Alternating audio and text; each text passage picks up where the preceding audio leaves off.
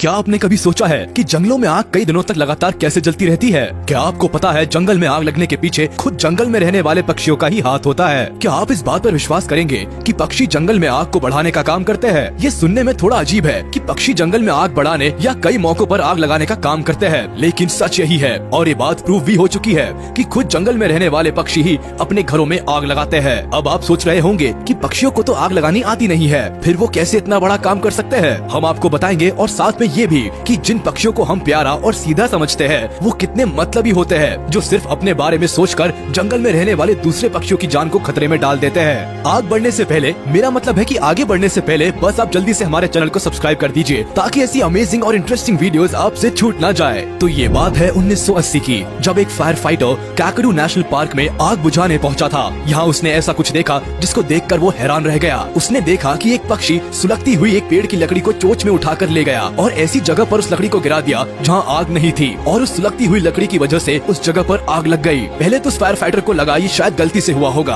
हो सकता है ये पक्षी इस लकड़ी को अपना घोंसला बनाने के लिए ले जा रहा हो, और जब उसको इस बात का एहसास हुआ कि इस लकड़ी में आग है तो उसने लकड़ी के उस टुकड़े को फेंक दिया होगा। लेकिन थोड़ी ही देर बाद ये बात एक पक्षी ने फिर से दोहराई। तब जाकर उस फायर फाइटर को लगा कि शायद ये पक्षी जानबूझकर ये हरकत कर रहे हैं। तो क्या पक्षी इतने समझदार होते हैं, या फिर क्या पक्षी इतने नासमझ होते हैं कि उनको आग लगने के नुकसान या परिणाम के बारे में पता ही नहीं होता? व्हाइट काइट, ब्लैक काइट और ब्राउन फैल्कन वो पक्षी है जो जंगलों में आग लगाने का या फिर आग को बढ़ाने का काम करते हैं। अब आप सोचेंगे कि ये पक्षी आग लाते कहाँ से है, क्योंकि ना तो इनको माचिस जलाना आता है और ना ही ये पत्थरों को पकड़कर आग जला पाते होंगे। तो इसका जवाब है बिजली। जब बिजली कड़क कर जंगलों में गिर जाती है तो जंगलों में आग का कारण बनती है, जिसके बाद ये तीनों पक्षी उन आग के लपटों के कम होने का इंतजार करते हैं ताकि लकड़ियाँ उठाकर दूसरी जगह फेंक सके, और फिर ये तसल्ली से बैठकर पूरा नजारा देखते हैं। अब यहाँ सवाल उठता है कि जंगलों को, जिनको लाखों पशु पक्षियों का घर कहा जाता है, ये उसमें भला आग क्यों लगाते हैं? क्या जंगलों की आग को देखकर और उन जानवरों को जलता हुआ देखकर इन पक्षियों को मजा आता है? आखिर ये आग में घी डालने का काम क्यों करते हैं? इसका जवाब जानकर आपकी आंखें खुली की खुली रह जाएंगी। जब आग जंगल में फैल जाती है तो ये पक्षी चौकन्ने होकर नजर रखते हैं कि आग से बचकर कौन कौन से जानवर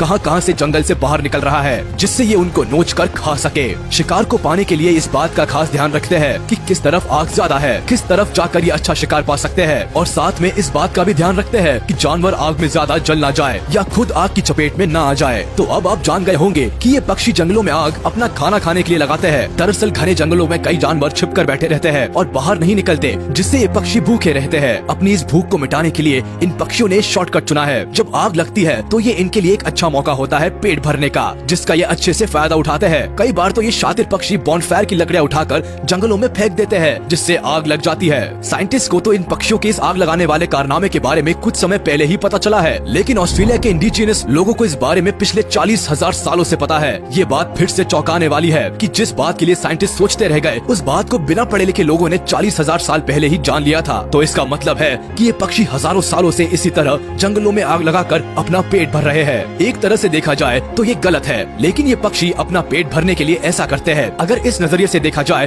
तो ये सही भी है। और सबसे बड़ी बात तो यहाँ ये है कि हम इन पक्षियों की तबाही मचाकर पेट भरने के लिए नहीं कोस सकते, क्योंकि कहीं न कहीं इंसान भी तो यही करते हैं। हम लोग भी अपने फायदे के लिए जंगलों को खत्म करते जा रहे हैं, बिना ये सोचे कि इन जंगलों को खत्म करने के बाद जंगलों में रहने वाले जानवरों का क्या होगा। हो सकता है पक्षियों ने भी ये काम करना इंसानों से ही सीखा हो। जिस तरह से जानवर और पशु पक्षी इंसानों से इतना कुछ सीख रहे हैं, वो दिन दूर नहीं है कि जब जानवर इंसानों की तरह काम करते दिखाई देंगे या सोशल मीडिया पर एक्टिव दिखाई देंगे। खैर, ये तो रही मजाक की बात। अब वापस आते हैं अपने टॉपिक पर। तो अब मिलिए मैराबो स्टॉक्स नाम के इस पक्षी से। ये भी बहती हुई गंगा में हाथ धोने वाले पक्षी है। जब व्हाइट काइट, ब्लैक काइट और ब्राउन फैल्कन आग लगाते हैं तो ये पक्षी आग लगने वाली जगह पर जाकर इंसेक्ट्स को अपना शिकार बनाते हैं। ये बर्ड्स कीड़े मकोड़े खाना पसंद करते हैं, और जली हुई जगह से ज्यादा अच्छा खाना इनको और कहाँ मिलेगा। तो ये आग का पीछा करते हुए पहुँच जाते हैं ऐसी जगह पर जहाँ उनको पेट भर के लिए खाना मिल सके। केवल पक्षी ही आग का फायदा उठाकर अपना पेट नहीं भरते, बल्कि बेर और रैकून भी ऐसे ही करते हैं। ये दोनों जानवर भी आग से भाग रहे जानवरों को अपना शिकार बनाते हैं। यहाँ ये जानना भी जरूरी है कि सभी जानवर आग से भागकर अपनी जान बचाने की कोशिश नहीं करते। कुछ जानवरों का खुद की जान बचाने का अलग ही तरीका है। एम्फीबियन खुद को मिट्टी के अंदर छिपा लेते हैं, मूस पानी के अंदर चले जाते हैं और आग के खत्म होने का इंतजार करते हैं। लेकिन कैंगरू का स्वैग ही अलग है। ये आग लगने वाली जगह की तरफ ही भागते हैं और इस जगह पर कूदना शुरू कर देते हैं ताकि उस जगह पर कब्जा कर सके। कैंगरू शायद ये बात जानते हैं कि जिस जगह आग लग चुकी है वहाँ वापस से आग तो लगेगी नहीं, तो ये मौका पाते ही उस जगह पर अपना कब्जा जमा लेते हैं। अब बात करते हैं मस्त मौला अंदाज वाले चिंपैंजी की, क्योंकि ये थोड़ा बहुत इंसानों की तरह सोचते हैं, तो इनको ये भी पता है कि आग आग से कैसे बचा जाए। जिस तरह चिंपैंजी को आग को इग्नोर करना आता है, उस तरह जंगल के दूसरे जानवरों को नहीं आता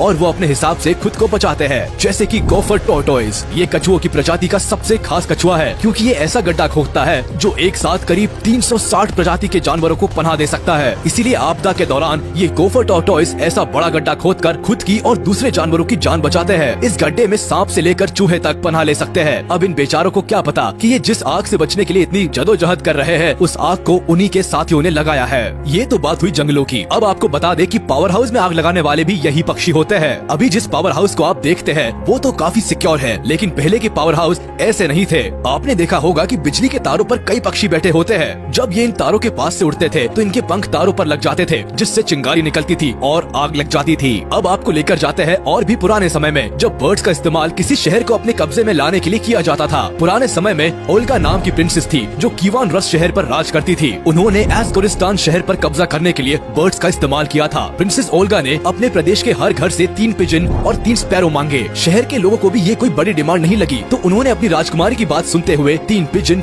और 3 स्पैरो उनको दे दिए। प्रिंसेस ने चालाकी दिखाते हुए सभी पिजन और स्पैरो के पैरों पर कपड़ा बांधकर उसमें आग लगा दी और एस्कोरिस्तान शहर की तरफ छोड़ दिया। शहर में आग लग गई और वहाँ रहने वाले लोगों को रातों रात शहर छोड़कर जाना पड़ा और प्रिंसेस ओल्गा ने पूरे शहर पर कब्जा कर लिया। आग किस तरह तबाही मचाती है ये तो सब जानते हैं, लेकिन जंगलों में ये रीसेट बटन की तरह काम करता है। जब जंगल में आग लग जाती है तो वहाँ कुछ समय के बाद एक नई जिंदगी जन्म लेती है। हालांकि इस प्रोसेस में थोड़ा समय जरूर लगता है, लेकिन बदलाव भी देखने को मिलता है और धीरे धीरे जंगल में रहने वाले जानवर भी इस मुसीबत से बचना सीख गए हैं। वही कुछ जानवर तो ऐसे भी है जो इस मुसीबत को अपने फायदे में यूज करके शिकार करना सीख गए हैं। तो आपको ये वीडियो कैसी लगी हमें कमेंट करके जरूर बताएं।